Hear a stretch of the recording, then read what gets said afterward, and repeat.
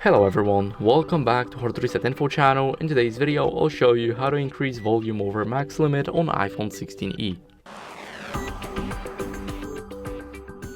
So first, what you guys need to do is open up settings and now head over to sounds and haptics.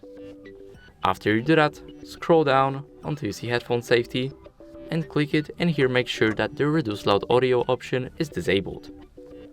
After you do that, go to settings one more time, select apps and scroll down until you find music. Now here, go to EQ, which is the equalizer, and select late night. It should help boost the volume over the max limit, and that's it. Thank you guys for watching, make sure to leave a like, subscribe, and see you in the next video. Bye.